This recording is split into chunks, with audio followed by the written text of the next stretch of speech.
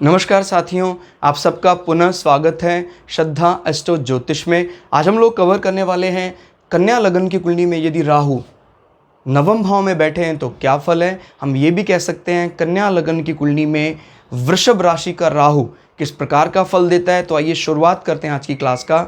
लग्न से गिनते हैं अगर हम तो ये आता है नवा भाव, नवम भाव। नवम भाव हमारे जीवन में भाग्य को बताता है। हम अपने आप को भाग्यवान मानेंगे कि नहीं मानेंगे, नवम भाव से देखा जाता है। हमारी धार्मिक प्रतिष्ठा, धार्मिक इमेज नवम भाव से देखी जाती है। अगर नवम भाव में कोई नेगेटिव प्लैनेट नेगेटिव हाउस में बैठ जाता है तो हमारी इमेज है, धार्मिक इमेज, वो धूमिल हो जाती है, कमज़ोर हो जाती है। और नवम भाव में अच्छे प्लैनेट बैठकर या मजबूत प्लैनेट बैठकर हमारे घर के बुज़ुर्गों का हमारे प्रति सम्मान व्यक्त करते हैं या हमारा उनके प्रति सम्मान व्यक्त करते हैं। नवम भाव गुरुओं का भी होता है। गुरुओं का कितना सपोर्ट आपको मिलेगा नहीं मिलेगा नवम भाव से देखा जाता है। अब यहाँ वृषभ राशि का राहु है। राहु जैसा प्लैनेट हालांकि नवम भाव के लिए अच्छा नहीं माना जाता है, लेकिन यहाँ पर एक राशि का सपोर्ट भी मायने रखता है। वृषभ राशि में राहु उच्च का माना जाता है। तो ये जातक इनके जो गुरु होंगे, बुजुर्ग होंगे, उनको लेकर जो रवैया है वो मुख्य रूप से शुक्र की तरह ही होगा। शुक्र का कुटुंब वाला भाव वृषभ, और राहु का यहाँ बैठना उनको एक प्रकार का नीति का ज्ञान, डिप्लोमैट भी बनाता है। अच्छा फल देता है यहाँ राहु। ध्यान रखना है, राहु इस राशि का सपोर्ट पाता है। आदमी बहुत ज़्यादा प्रेम करने वाला भी होगा और समय आने पर नीतियों का उपयोग करने वाला, क्लियर हो गया, आवश्यकता अनुसार ढलने वाला व्यक्ति होगा।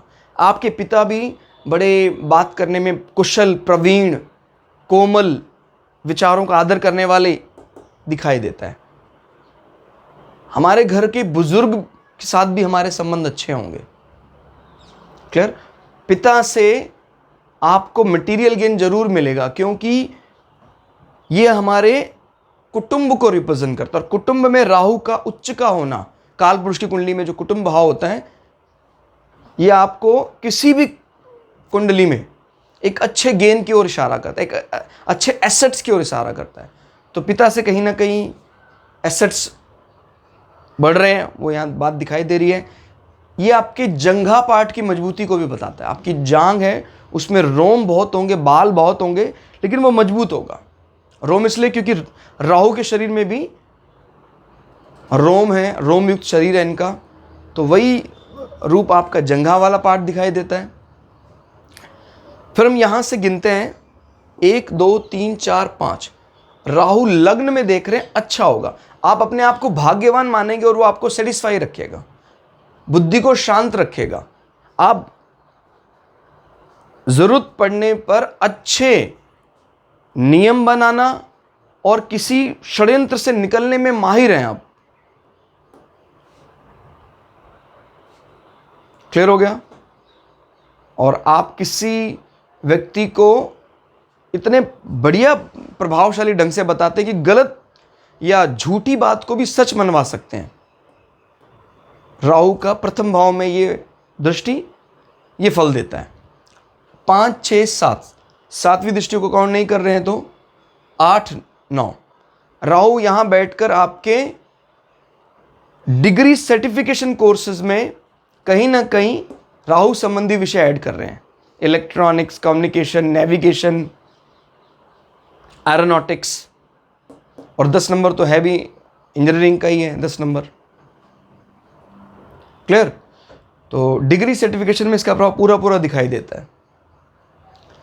शनि अगर कमजोर है तो यह दृष्टि आपके पाचन को भी कमजोर करेगी। आपकी संतान भी बाधाओं के बाद यानी सर्जरी के बाद होगी। शनि अगर मजबूत है तो फिर कोई परेशानी नहीं दिखाई देती। तो यह था नवम भाव में राहु का फल। क्लास आपको कैसी लगी कमेंट करके जरूर बताइएगा। मिलते हैं अगली क्लास में, तब तक के लिए जय श्री भगु पराशरा, जय श्री शुक्राचार्य, नमस्कार।